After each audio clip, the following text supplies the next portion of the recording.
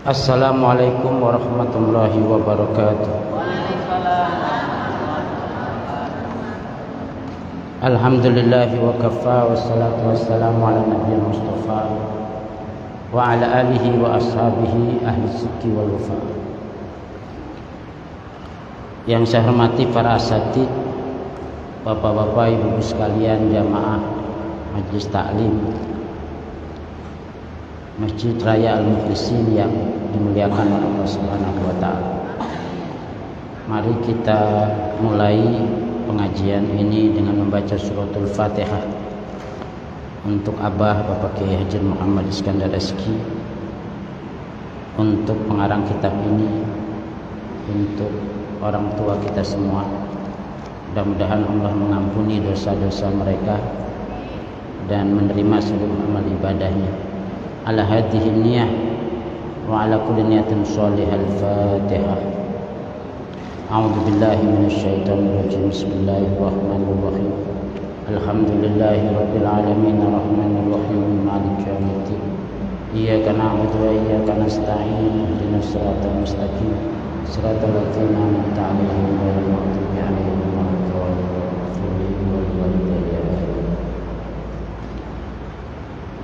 Mari kita niat taklim.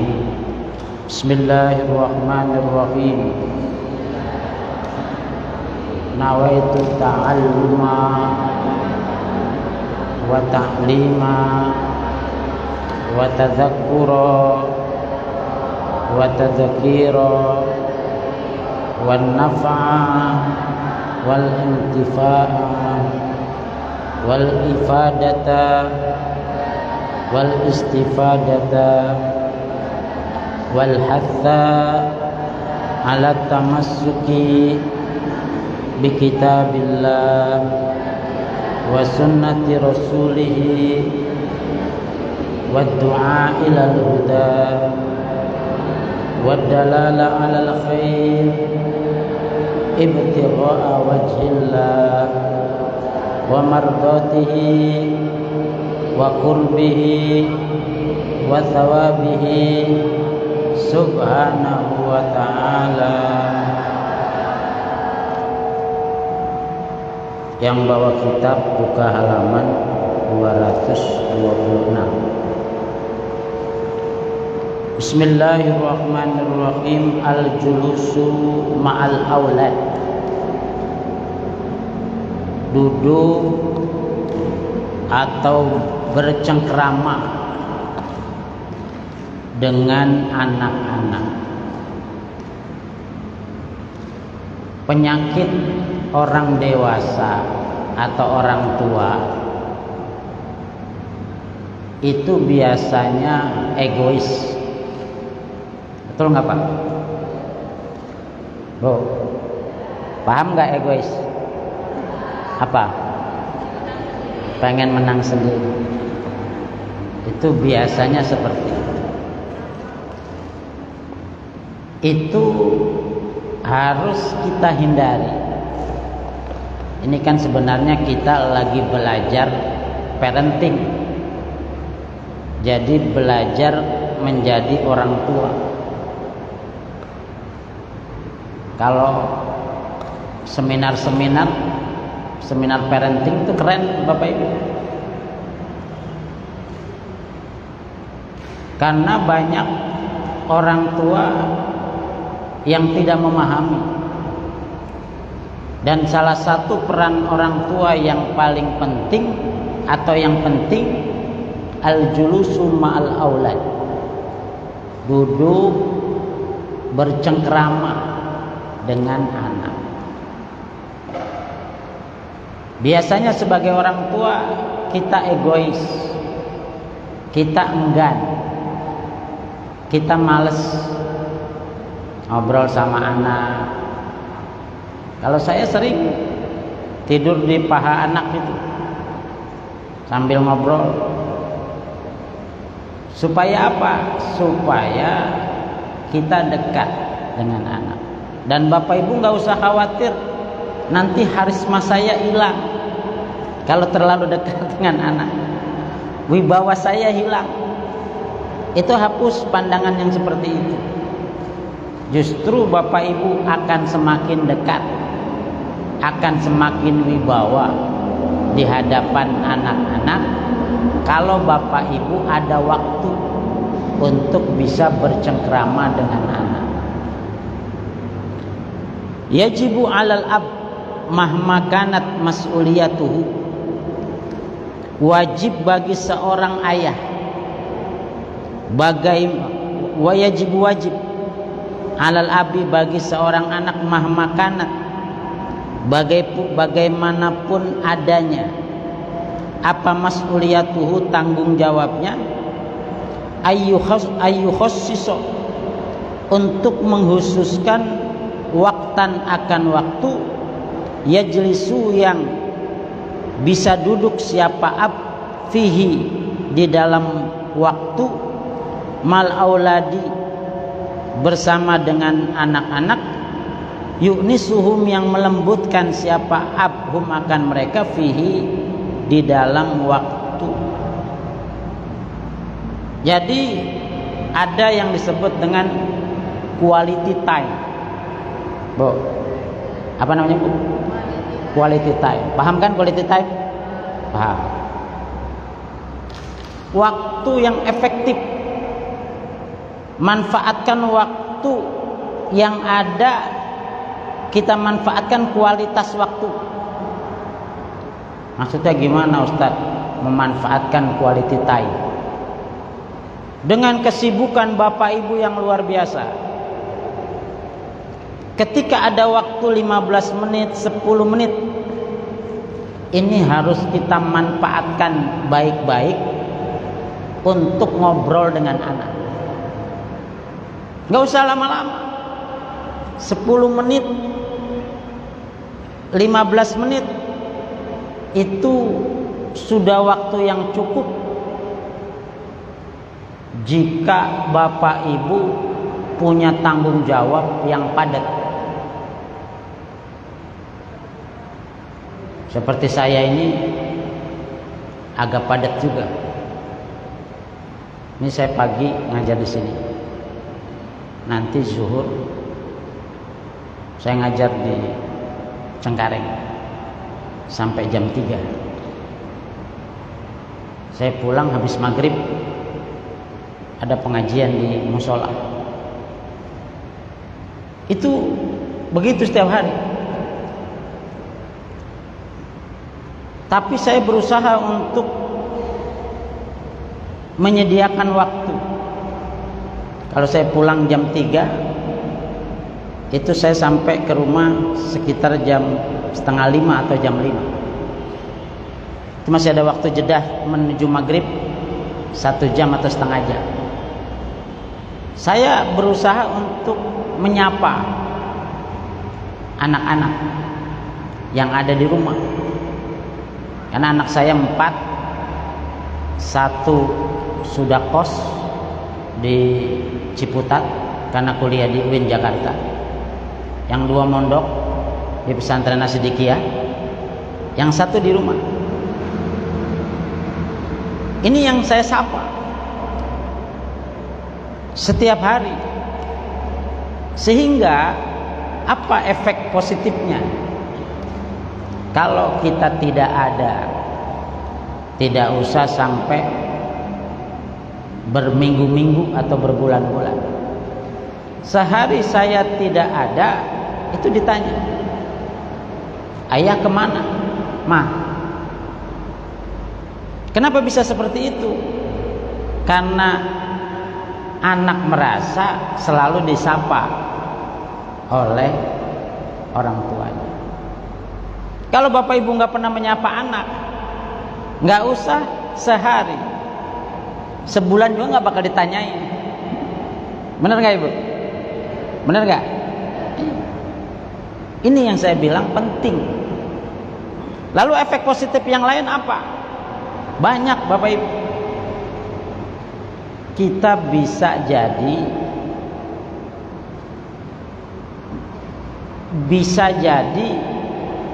apa yang dialami oleh anak ini karena kita sering komunikasi tanpa ada jarak, maka anak akan cerita apa kejadian yang dia alami seharian. Tadi ngapain aja deh di sekolah, dia akan cerita, keluar itu omongan. Dan itu nanti kalau sudah terbiasa sejak kecil, anak punya masalah apa saja dia akan cerita.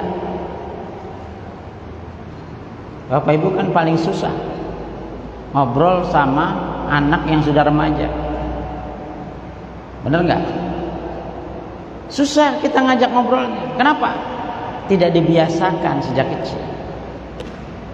Tapi kalau sudah dibiasakan sejak kecil, anak akan cerita. Dia punya masalah apa dengan temannya, punya masalah apa dengan gurunya, itu pasti. Jadi Bapak Ibu perlu menyediakan waktu khusus bisa ngobrol, bercengkrama dengan anak apapun kesibukan kita. Jadi jangan ada kemudian nanti kita menyesal tahu-tahu anak kita sudah di rumah sakit, tahu-tahu anak kita sudah di polsek. Kenapa? Ada masalah.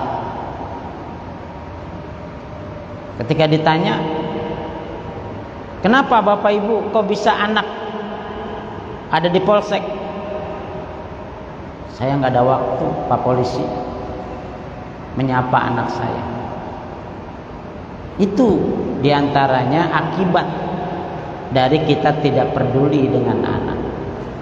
Jadi yang harus kita lakukan, harus punya waktu 5 menit, 10 menit tiap hari untuk bisa menyapa anak. Wa yu'allimuhum,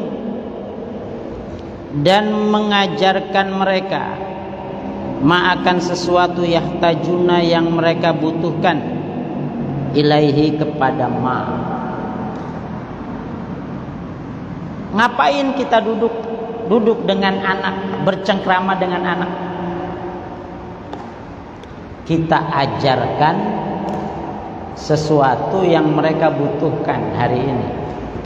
Dek, sekarang ini persaingan dunia usaha itu sangat ketat. Kamu tidak bisa bermalas-malasan. Kamu harus fight.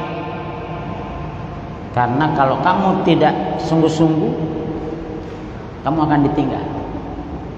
Cerita, Bapak cerita, begini. Nanti anak dengerin bapaknya cerita. Oh, iya, berarti saya harus begini. Kita ajarkan dia secara tidak langsung, sambil ngobrol santai. Itu yang pertama. Wa yaqussu, dan bercerita, alaihim, atas mereka, al-qasasu, akan cerita, al-hadifah, yang memiliki tujuan. Dek, ayah punya teman sukses, dia sekarang, dia orangnya ulet, rajin, semangat, sekarang udah punya kafe di mana-mana. Misalnya, kalau kita mau cerita tentang agama, tuh ada ayah, ada teman ayah sudah jadi komisioner Baznas, sudah ada jadi duta besar. Alhamdulillah Bapak Ibu, duta besar Turki untuk Indonesia itu alumni sedikit, Ahmad Rizal Purnama. Nah, kalau ke Turki main aja ke Dubes.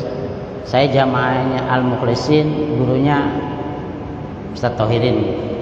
Itu murid saya. Komisioner Baznas Ustaz Ahmad Sudrajat MA. Itu alumni sedikit. Jadi kita bisa cerita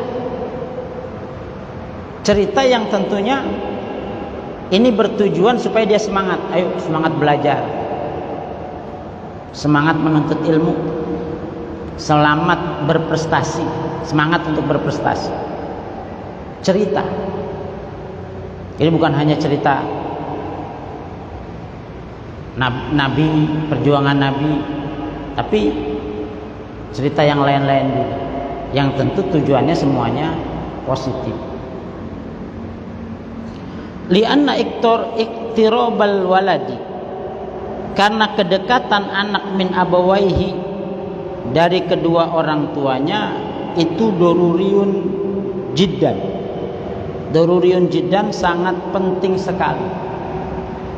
Jadi kita dekat dengan anak itu sangat penting sekali.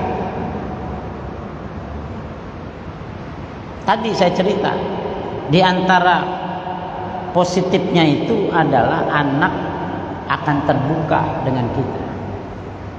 Anak akan cerita dengan kita. Kenapa anak akan cerita? Karena anak dekat dengan kita. Jadikanlah bapak dan ibu sebagai orang tua sekaligus sebagai sahabatnya. Biasanya kan kalau sahabat dia akan cerita semua, tidak ada yang dia tutupi. Kenapa kok dia cerita semua? Karena dia merasa nyaman menceritakan masalah-masalah, persoalan yang dia hadapi, baik di rumah maupun di sekolah. Itu pentingnya kita memiliki quality time, waktu yang berkualitas untuk bisa bercengkrama dengan anak. Walahu, dan itu bagi anak, atharuhu, dampak alwadihatu yang jelas. Jadi dengan kita dekat, duduk, bercengkrama barang, itu nanti memiliki efek positif yang sangat jelas. Fahada amrun, fahada, maka bermula ini al-julus mal aulad, itu amrun, suatu masalah mujarrabun, yang bisa dilaksanakan atau dicoba. Jadi bisa dicoba untuk dilaksanakan, supaya ini menjadi percobaan. Fal abau, maka bermula orang tua, alladzina, yaitu orang-orang yaktaribuna, yang dekat, min auladihim, dari anak-anak mereka, wa yajlisuna, dan duduk, ma'ahum, bersama dengan mereka, wa yumazihunahum, dan dan bercanda, bersenda gurau dengan mereka. Yajiduna, mereka menjumpai, thimaro dzalika, akan buahnya itu, ala auladihim, atas anak-anak mereka. Jadi para orang tua yang sering bercengkrama, sering bercanda dengan anak, itu akan merasa kita dengan anak itu tidak berjarak, Bapak Ibu. Mungkin Bapak Ibu dulu diperlakukan dengan orang tua tidak seperti teori ini, karena dulu kebanyakan orang tua kita punya pandangan kalau anak terlalu dekat dengan orang tua, atau kalau orang tua terlalu dekat dengan anak, nanti anak melunjak. Ya Pak. Ya Bu. Itu tidak berlaku sekarang. Kenapa? Anak sekarang itu tingkat kemanjaannya itu sangat tinggi. Kalau Bapak Ibu mengatur jarak, yakinlah hasilnya nanti akan lebih parah. Makanya sekarang itu yang ditetapkan itu adalah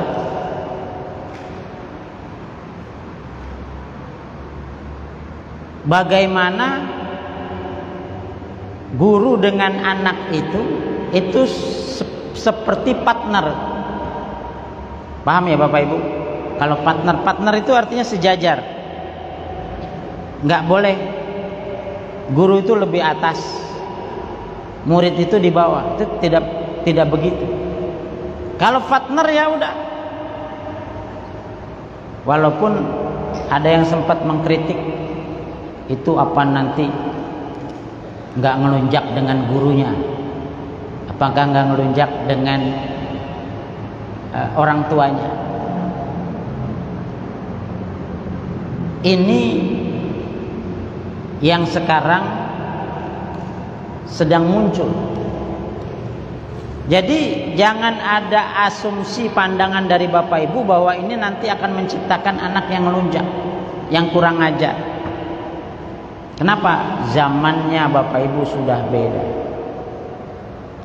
Dulu kita walaupun jauh dengan orang tua, saya itu dulu sama bapak saya, Allah yarhamu, nggak pernah makan bareng Bapak Ibu.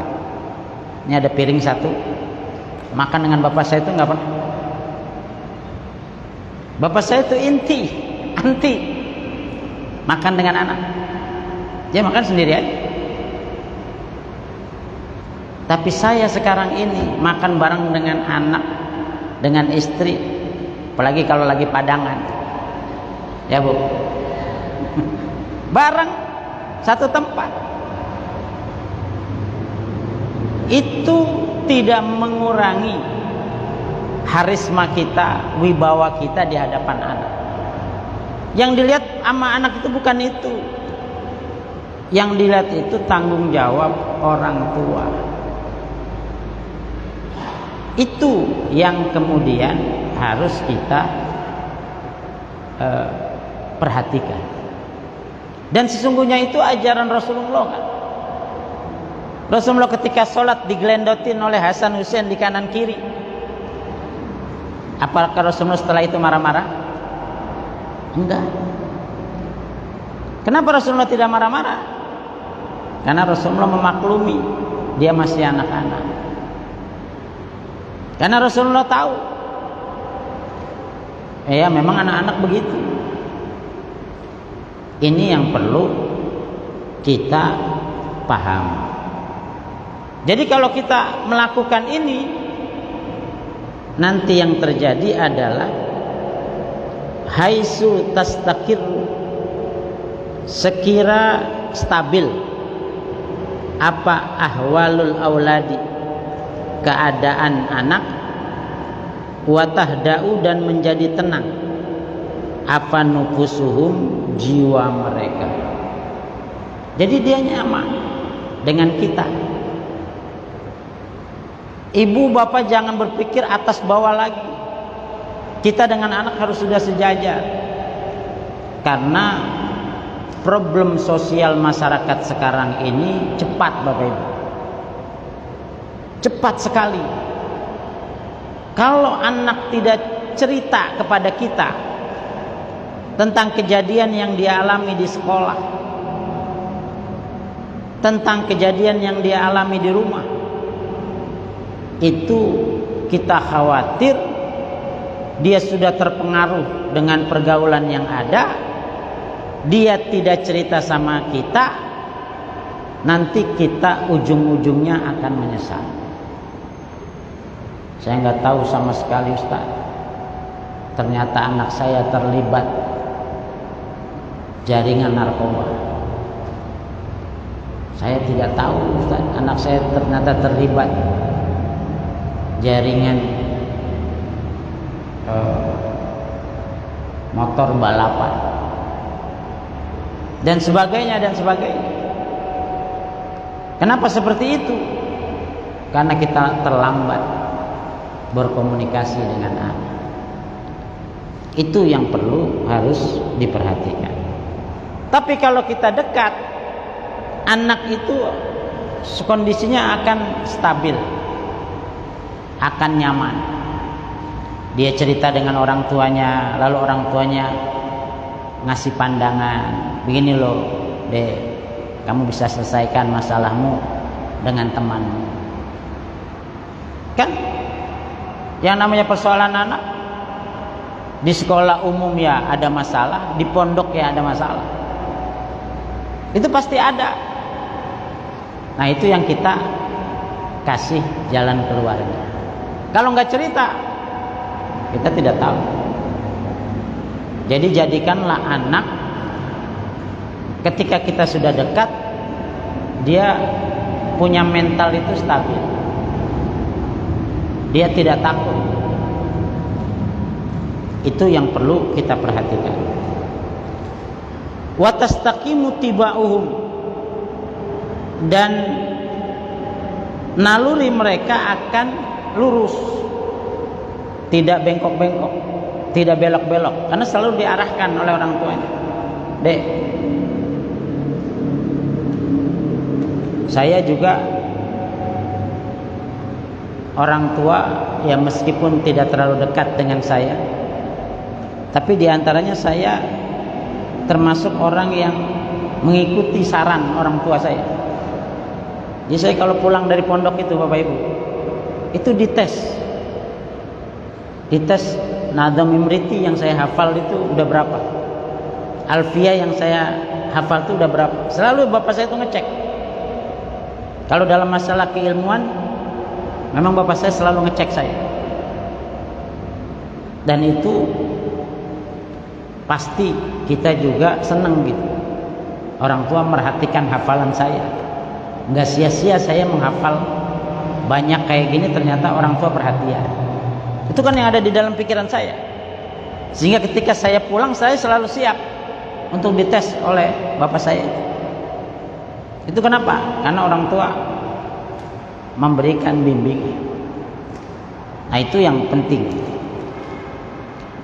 Wa ansahuka ya akhi, aku memberikan nasihat kepada engkau wahai saudaraku, bi an tadhaka,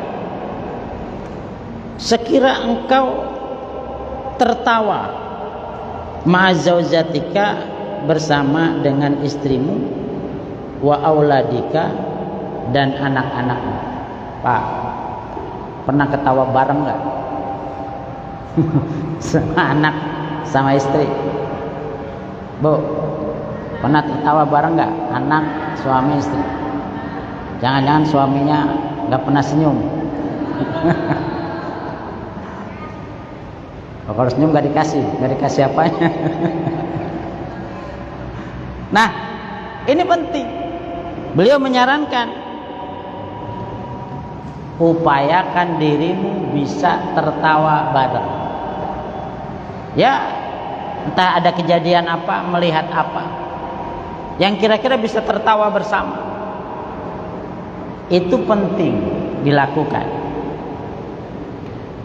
Fa idza kana, maka apabila ada apa tabassumuka, senyummu, fi wajhi akhika, di dalam wajah saudaramu, sedekatun, itu sedekah.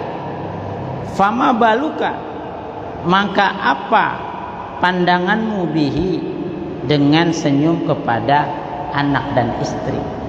Bu, dalam hadis kan Nabi mengatakan tabassumuka ila wajhi akhika laka sedekah. Kamu tersenyum dengan saudaramu, itu sedekah. Kita kalau ketemu teman, ya walaupun gak punya duit, tetap tersenyum. Betul? Itu sudah sedekah. Jangan tampakkan lesu. Tanamkan kesenangan, sehingga orang memandang kita selalu senang. Kayaknya ngeliat Ustaz Tauhidin gak ada susahnya, padahal dia juga gak punya duit. Tapi karena kita senyum terus, orang gak tahu kita itu susah. Dan kita usahakan jangan sampai orang tahu kesusahan kita. Kenapa? Ini mengajarkan kita untuk tidak cengeng, tidak dikit-dikit minta bantuan, dikit-dikit minta pinjaman. Enggak. Itu yang penting kita lakukan. Jadi kata beliau, kalau kamu senyum kepada saudaramu saja sedekah, kepada temanmu sedekah. Bagaimana kalau kamu senyum dengan anak dan istrimu? Ini yang Bapak Ibu harus terus lakukan. Kan kita senang tuh kalau ngelihat ada keluarga kok bisa ketawa-ketawa, suami istri, anaknya 2 bisa bercengkrama. Wah, itu luar biasa. Idza kana, apabila ada fi wajhi zaujatika, di dalam wajah istrimu, wa auladika, dan anak-anak. Luar biasa Bapak Ibu. Itu sedekahnya, pahalanya berlipat-lipat kalau kita bisa ketawa bareng dengan anak dan istri kita. Itu seperti itu ya Bapak Ibu. Jadi sekali lagi kita bercengkrama dengan anak untuk menata komunikasi, supaya komunikasi kita dengan anak ini tidak berjarak, dan itu akan menjadikan kita dekat dengan keluarga, dekat dengan anak kita. Saya kira itu Bapak Ibu sekalian. Sebelum saya akhiri, ini ada buku tadi mungkin sudah dibagikan kepada Bapak Ibu. Ini isinya adalah penjelasan tentang Yasin Fadilah. Dan Bapak Ibu perlu tahu bahwa Yasin Fadilah ini adalah amalan Abah, amalan Bapak Kiai Haji Nur Muhammad Iskandar SK. Saya tahu betul, saya juga kan dulu sering diajak kalau beliau ceramah kemana gitu, ayo Rin ikut saya sama teman-teman berapa orang. Itu Abah tidak pernah mulutnya itu diam. Jadi kalau beliau diam nggak ada suaranya, itu berarti tidur. Kalau melek selalu Yasin dengan Waqiah itu tidak pernah berhenti Abah itu memang wiridan, di antara wiridan beliau yang paling intens itu adalah Yasin. Terakhir Abah itu mengamalkan Yasin Fadilah. Dan saya ceritakan di sini, beliau dulu mendapatkan amalannya ini juga luar biasa. Beliau lagi ada masalah besar, tiba-tiba beliau langsung berangkat ke Mekah mengadu kepada Allah untuk penyelesaian masalah. Tiba-tiba ada orang datang memberitahu sebenarnya masalah yang kamu hadapi itu sudah ada jawabannya dalam dirimu, kata orang itu kepada Abah sambil ngomong bahasa Arab. Lalu dia memberitahu, bacalah Yasin Fadilah. Yasin Fadilah ini dibaca Yasin 7 kali. Dzalika takdirul azizil alim 14 kali. Tapi Abah terkadang mengatakan 15 kali. Ya ini 14-15 dekat lah, artinya 14 boleh, 15 boleh. Terus salamun qaulam mir rabbir rahim itu 16 kali. Terus awalaysalladzi khalaqas samawati wal arda biqadirin ala yakhluqa mithlahum bala, itu dibaca 4 kali. Itu aurat Abah. Dan nanti kalau diamalkan di rumah, jangan lupa tawasul ke beliau. Jadi Bapak Ibu baca hadarat pada Nabi, kepada para sahabat, kepada para wali, para ulama, jangan lupa dikhususkan membaca aurat kepada almarhum Abah Bapak Kiai Haji Muhammad Iskandar SK. Supaya apa? Supaya amalan beliau ini bermanfaat bagi bapak-bapak dan bermanfaat juga bagi beliau, karena pahalanya akan terus mengalir kepada beliau. Di dalam buku ini juga saya menjelaskan beberapa fadilah, dan fadilah itu sudah dialami oleh orang yang mengamalkan Yasin Fadilah itu. Jadi kisah yang ada di sini ini kisah nyata. Kisah nyata dari orang-orang yang sudah mengamalkan Yasin Fadilah. Di antaranya saya ceritakan satu aja. Nanti bisa baca sendiri di sini. Jadi ada kiai di Tangerang. Suatu saat ada ibu-ibu datang ke rumahnya.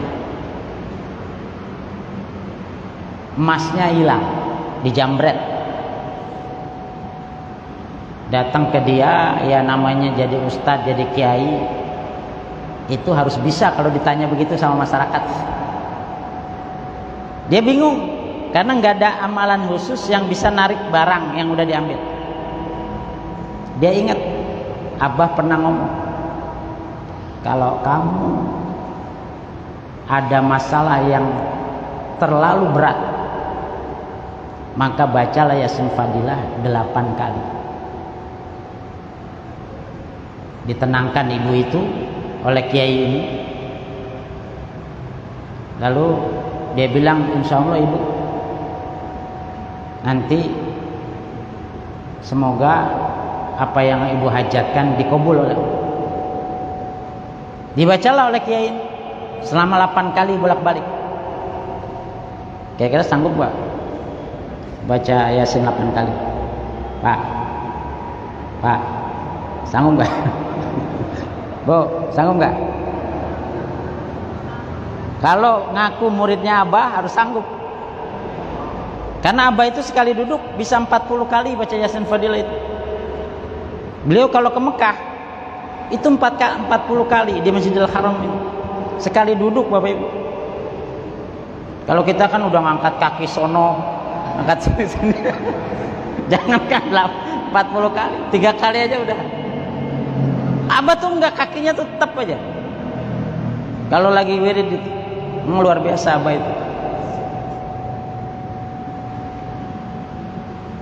Itu diamalkan sama kiai. Besoknya ibu itu datang. Alhamdulillah kiai, saya juga tidak tahu, tiba-tiba emas yang kemarin hilang itu tahu-tahu ada di bawa di pintu rumah. Kaget juga lihat, oh kok ada emas yang kemarin hilang. Nah itu diantara fadilah Yasin Fadilah, ya, diantara fadilahnya Yasin Fadilah. Disilahkan ini diamalkan. Saya yakin beliau sudah mengijazahkan secara umum terkait dengan Yasin Fadilah itu. Jadi siapa yang memang pernah diajar oleh beliau, saya yakin beliau ridho kalau Yasin Fadilahnya diamalkan oleh murid-muridnya. Dan kita semua kan murid beliau, karena sedikit banyak Bapak Ibu pernah diajar oleh beliau, walaupun mungkin secara langsung beliau belum mengijazahkan Yasin Fadilah, tapi karena Bapak Ibu murid beliau dan Bapak Ibu menganggap beliau sebagai guru, saya yakin beliau ridho dunia akhirat ketika Bapak Ibu mengamalkan Yasin Fadilah. Nah, itu saya kira yang bisa saya sampaikan terkait dengan buku ini. Mudah-mudahan Bapak Ibu bisa membacanya